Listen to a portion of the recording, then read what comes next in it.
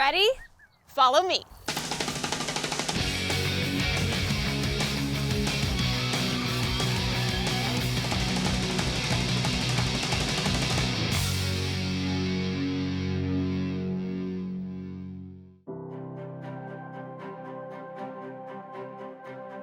Flagstaff, home to Arizona's highest trails and some of the most unique landscapes in the Southwest.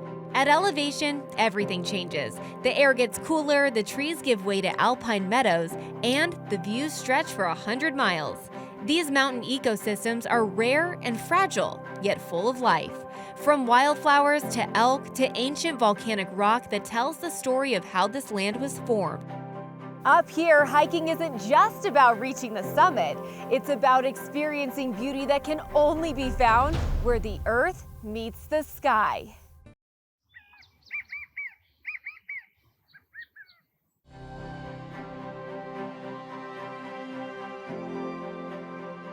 The San Francisco Peaks are remnants of an ancient stratovolcano that erupted about 400,000 years ago. The highest of these peaks is Humphreys Peak.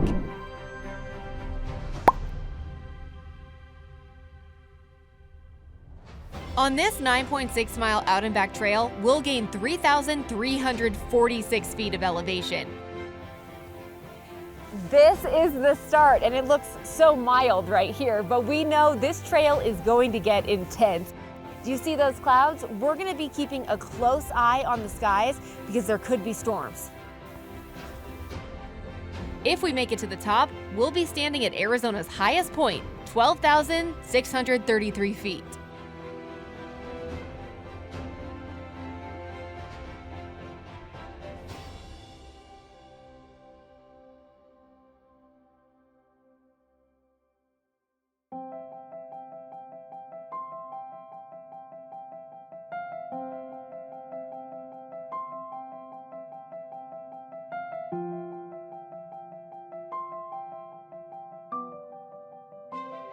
The Ponderosa pines tower above, filling the forest with their sweet scent, and as you climb higher, the landscape transforms.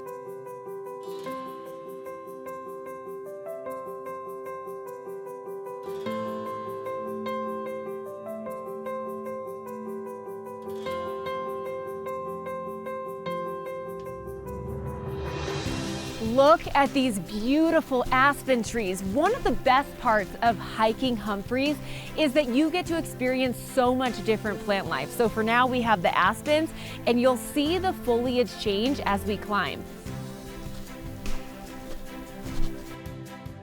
Andrew Richardson, an ecosystem ecologist, sat down with us to chat about Humphreys Peak and the plants that thrive here high in the mountains. Andrew, can you take us through the different biomes that we're going to experience as we hike up Humphreys Peak? Yeah, so as you start at the bottom, you're in a kind of ponderosa forest. And then as you get up higher in elevation, you get to a mixed conifer zone, which is things like Douglas fir and western white pine. There's also some aspen in that. And then above the mixed conifer, you get a spruce fir zone. And above that, you get an alpine tundra zone. And then you get the barren summits and a lot of rocks. Yeah, a lot of rocks. So why is it that at the tree line, it ends, you get to the saddle. Why is it that after the saddle, you start to see less and less foliage? Yeah, well, the main reason across all mountains is temperature. And as you go up in elevation, that temperature cools in a very predictable way. And that is one factor driving the zonation on mountains. Below a certain temperature, trees just can't reproduce. They cannot form wood. They can still photosynthesize, which is their process of making food from sunlight and carbon dioxide, but they can't turn that food into wood. And seeds, if they do produce seeds, the seeds don't germinate and survive just because it's too cold, too extreme a climate. As a tree researcher, is there anything that stands out to you about the plant life on Humphreys Peak? I mean, it's just fascinating to me that you get so many biomes in such a wide latitudinal range compressed into just an elevational range. And so it really is like going from Mexico to northern Canada.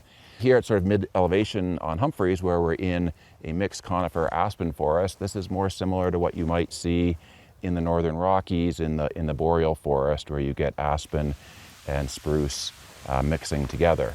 So that's thousands of miles to the north, and here we are just outside of Flagstaff. We are about halfway up at this point, and that elevation is getting us. I might be a little out of breath as I take you to the top.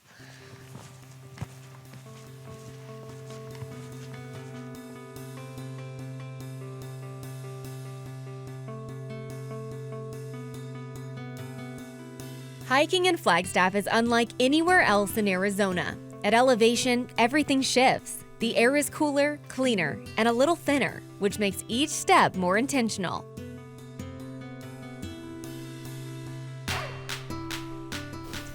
All these beautiful trees mean lots and lots of roots. And on the way down, you have to be so aware of every step you're taking because look how massive these roots are. If you're not watching your step carefully, you can snag your toe in there, and trust me, it'll take you down. I've seen it happen many times.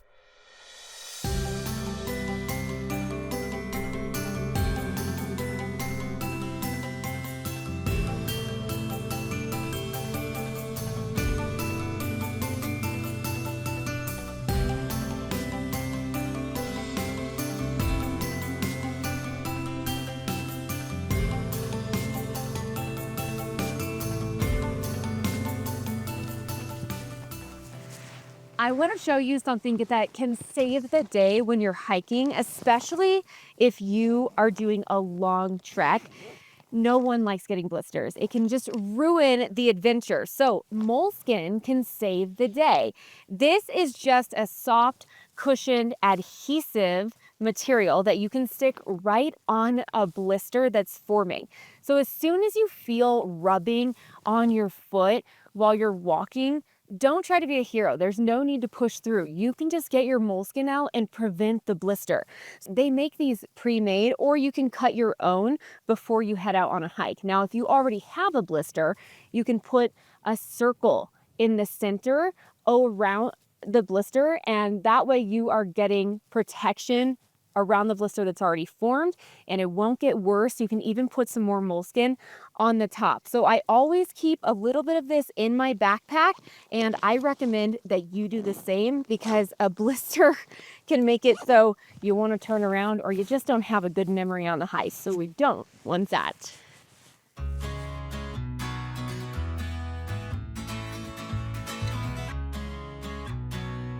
Up here, you're reminded that elevation isn't just about altitude. It's about rising above the everyday, slowing down, and finding beauty in every step closer to the clouds. I have hiked Humphreys numerous times, and I can tell you, this to me is the hardest part when you're approaching the tree line. Thank goodness we are almost to the saddle. We are keeping a close eye on the weather. We know that there are some storm chances in the forecast. So as the skies get a little darker, we're paying close attention, and we will call it quits if we have to.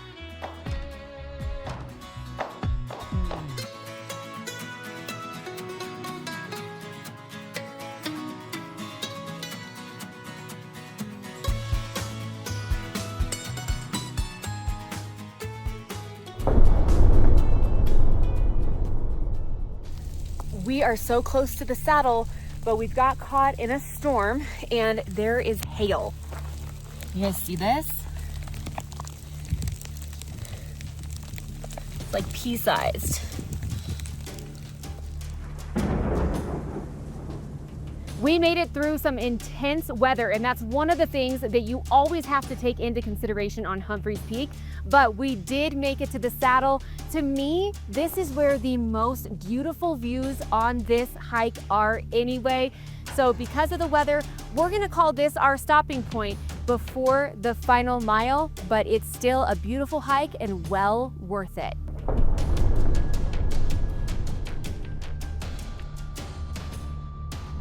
On our way down, we met a hiker who got caught in that storm at the top of Humphreys Peak. This is Shane. Shane, I'm so glad you're okay, first of all. What was it like up there? It was scary. It was hailing. It was cold, windy. My legs got beat up by the hail. Yeah, it was really, really scary. What were you thinking when you were up there? So I was close to the peak. And then there's this hiker coming back. And it's like, You probably have like maybe like 20 minutes before the storm really get there. So I just like run like the last stretch of the hike. How close was the lightning to you? It was like there's one on the side. It was scary. Yes. Does it change your feelings about hiking, or would no. you have still done it knowing that it was going to be stormy? Yeah, I would. I would. When the sun started shining, like when I got out of the peak, and then I looked and I thought of coming back because I didn't get a picture. Well, I'm sure that will happen for you another time when it's safer to do so. Thank you so much. No, for you're chatting welcome. with us. Thank you. We made it to safety, and you know what? This is part of being at elevation on an adventure, and it's part of going in the outdoors in general. You always need to be prepared to put your safety first in case you run into inclement weather, and that's exactly what we did today. Never feel badly about cutting a hike short to make sure you get off the trail okay. And the point of this is to spend quality time out in nature. You have nothing to prove. And today, we got a lot of quality time in nature. Look at the views that we still got to take in.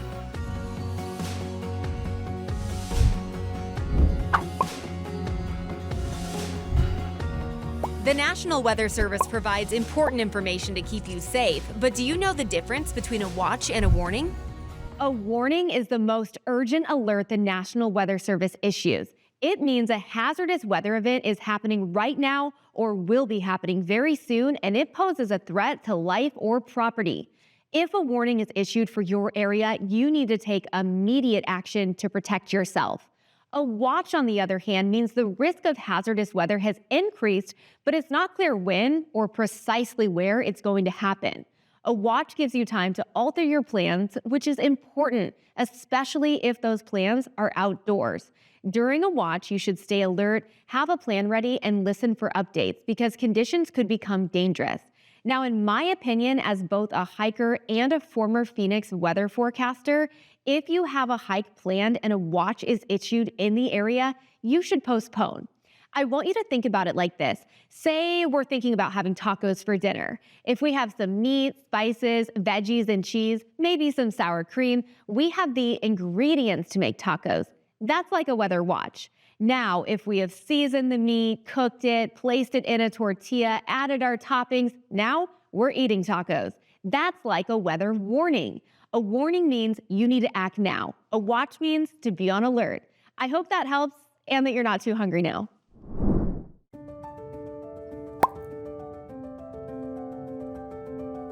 The Kendrick Peak Trail is an 8.8 out and back trail with an elevation gain of 2,657 feet.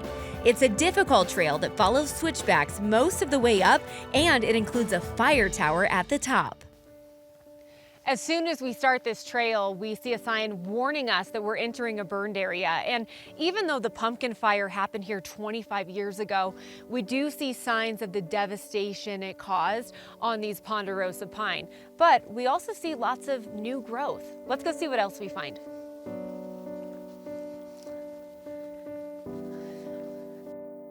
In the heart of our forests, fire has been a constant companion. For centuries, it has shaped the land, renewing what is withered and clearing space for what will come.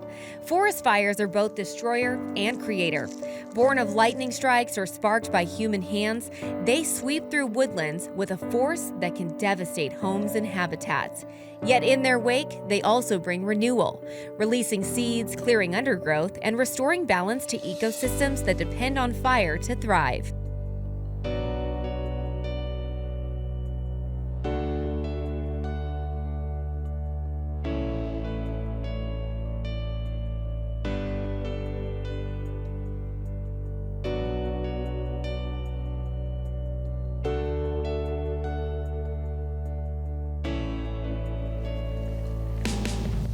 We are seeing wildflowers all along this trail. It's interesting because when we began, we saw all the devastation, the charred trees, and now we're seeing the signs of new growth.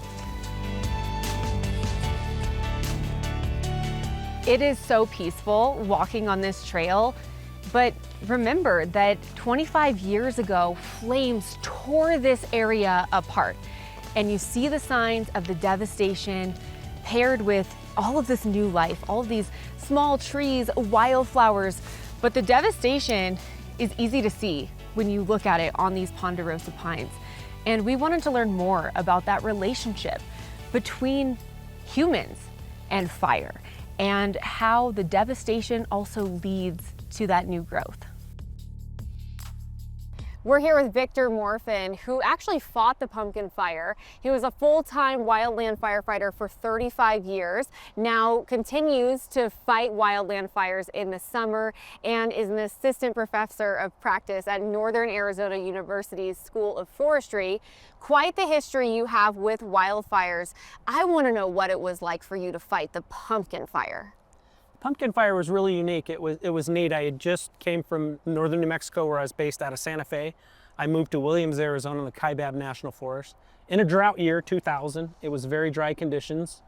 And the pumpkin fire started by lightning. And it was my first major fire in my new job here in the southwest area in northern Arizona. Tell me about what you saw and what it was like seeing the forest torn apart by that fire.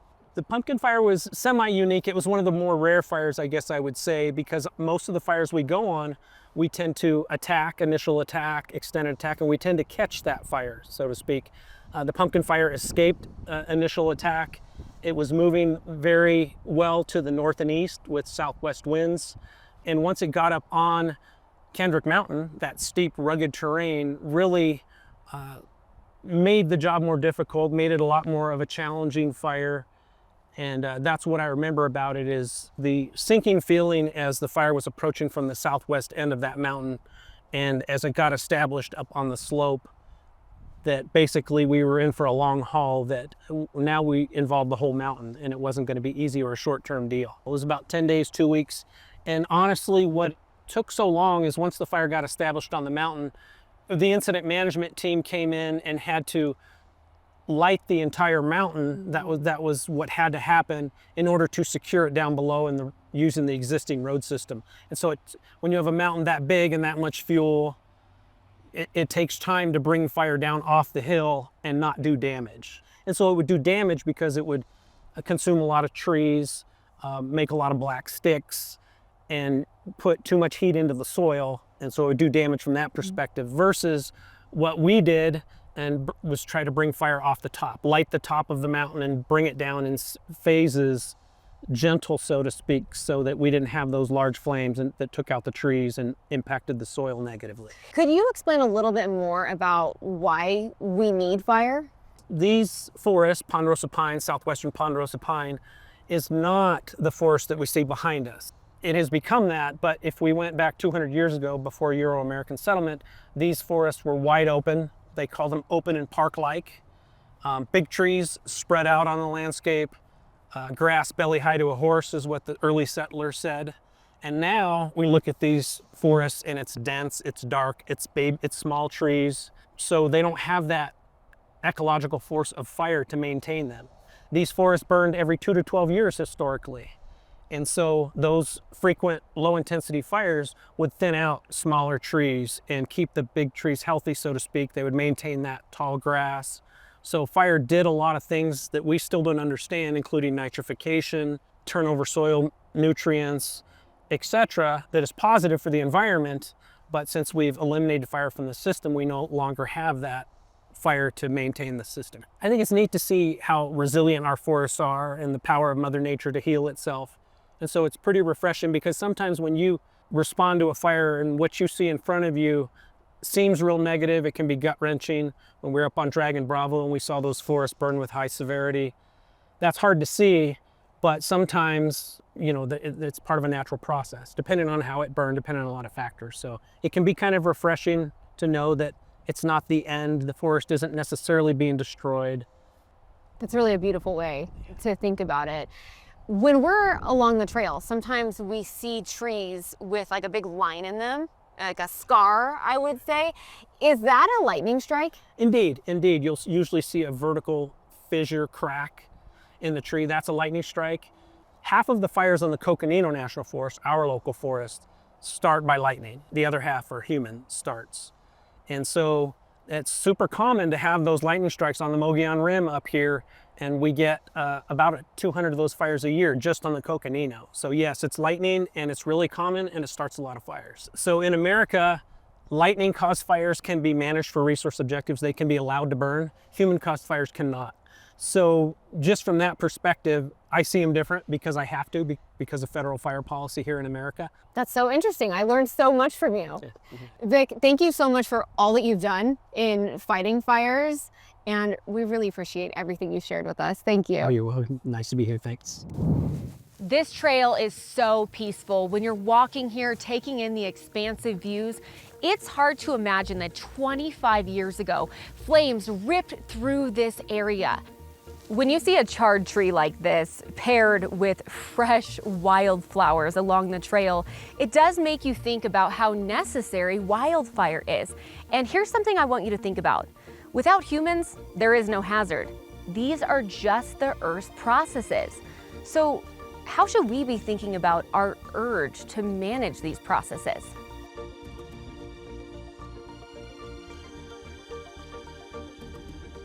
We are about halfway to the summit, 2.5 miles in, and I have to show you what we're seeing along the trail.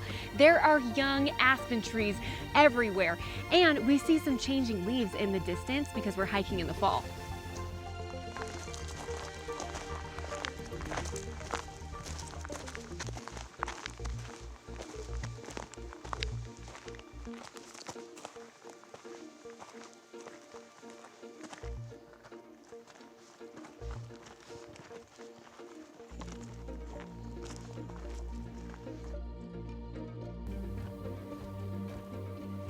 We found those beautiful colors, and despite the fire 25 years ago, these aspens thrive and put on a show featuring an explosion of color every fall.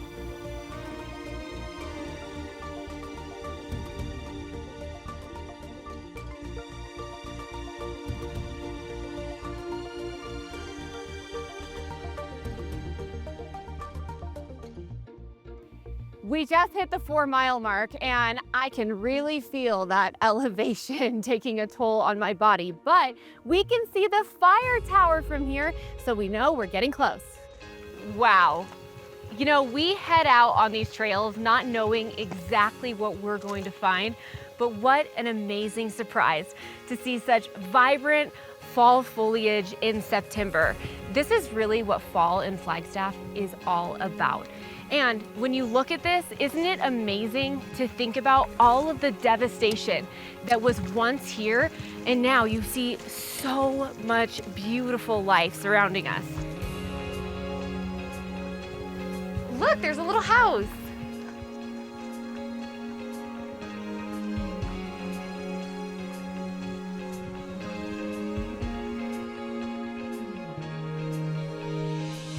We made it to the top. You immediately notice the fire tower. It's right there, and look at this perfect 360 view.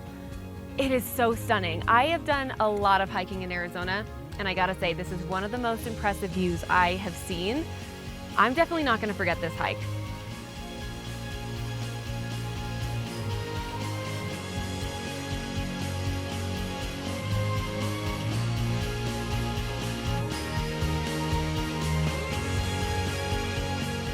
When you hike this high up in the mountains of Flagstaff, you're exposing yourself to incredible scenery, but also to risk. Between the lightning we experienced on Humphreys Peak to seeing the effects of the lightning-caused fire on Kendrick Peak, we truly experience the beauty and danger of when the earth meets the sky. We'll see you when our paths cross again. Trail Mixed is supported in part by... There are so many reasons to love the play with the Arizona Lottery. Because every time you play, you're giving back to your community. A portion of each lottery ticket helps to protect and conserve Arizona wildlife, preserve their habitats, and reintroduce critical species through the Arizona Game and Fish Department Heritage Fund. When you play, you're playing for our environment, for our wildlife, and to better our state. Now that's a lot to play for. Arizona Lottery. Love the play. Banner Sports Medicine, The same expert care trusted by the Suns, Mercury, and Diamondbacks is available to everyone. Academic level care from fellowship trained specialists. Proud sponsor of Arizona PBS.